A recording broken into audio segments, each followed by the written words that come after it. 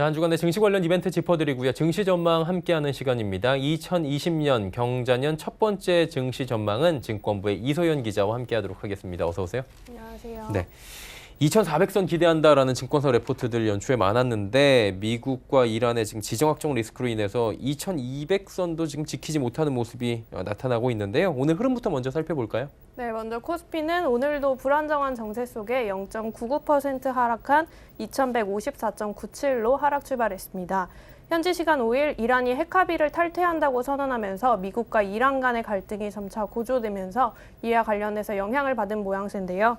오후 들어서도 약세가 계속되면서 오늘 코스피는 전 거래일 대비 0.98% 하락한 2,155.07의 거래를 마쳤습니다. 코스닥 역시 오늘 전 거래일 대비 1.47% 하락한 660.08로 하락 출발했습니다. 특히 코스닥은 기관과 외국인의 쌍끌이 매도에 힘을 쓰지 못하는 모양새였는데요. 오후 들어서도 약세장은 여전했습니다. 오후 들어서 하락폭이 1%대 후반에서 2%대 초반을 오가다가 최종적으로는 전 거래일 대비 2.18% 하락한 655.33의 거래를 마쳤습니다. 예, 코스피도 많이 내렸고요. 코스닥은 더 많이 내렸고 연초 지금 증시 상황이 그렇게 좋지만은 않은 것 같은데 반등할 만한 이벤트가 있다면 어떤 것들을 좀 꼽을 수 있을까요? 우선 내일부터 시작되는 CES 2020을 주목해야 할 것으로 보입니다. 7일부터 10일까지 진행되는 CES에서는 스마트홈이나 QLED 8K TV, 마이크로 LED 등 이런 기술들이 공개가 될 예정인데요. 기술이 공개되면 자연스럽게 기술을 가진 기업들의 주가에도 영향을 미치기 때문에 호재로 작용할 것으로 보입니다.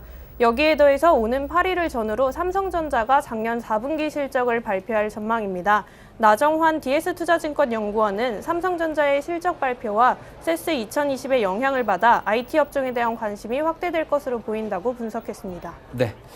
긍정적인 사안들 삼성전자의 실적과 CES 2020 들어봤는데 이제 부정적인 이슈들도 좀 점검을 해야 될 것 같습니다. 미국과 이란 간의 갈등이 전제가 기본적으로 돼야 될 것 같고요. 또 다른 이벤트도 있다면서요. 네, 오는 9일로 예정된 1월 옵션 만기일입니다. 이 1월 옵션 만기가 증시 반등을 좀 방해할 것으로 보이는데요. 대체적으로 1월 옵션 만기일은 연말에 배당 투자를 노리고 유입됐던 차익 거래의 잔고가 1차로 청산되는 시기이기 때문입니다. 김용구 하나금융투자연구원은 올 1월에 옵션 만기일이 포함된 이번 주 시장은 매도 우위 수급 동향을 보일 것이라고 전망을 했고요.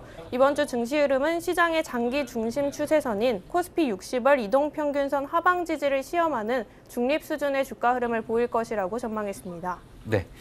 종합적으로 보자면 긍정적인 이슈도 있지만 부정적인 이슈들이 있기 때문에 쉽진 않아 보인다라고 하는데 증권사들의 증시 흐름 전망은 어떻게 지금 잡고 있습니까? 네, 증권사들은 대체적으로 2150에서 2210선 사이에서 주가가 오갈 것으로 내다봤습니다. 증권사별로는 하나금융투자가 2150에서 2200, NH투자증권이 2150에서 2230, KF투자증권이 2140에서 2200, DS투자증권이 2150에서 2210을 각각 제시하며 최저 2140에서 최고 2230선에서 이번 주 국내 증시가 움직일 것으로 예측했습니다. 네, 실적 발표도 있고요, 불확실성도 있고, CES에 대한 호재도 있고, 삼성전자도 봐야 되고 투자자들이 참 헷갈릴 수 있는데 어떤 전략으로 임하는 게 좋을까요?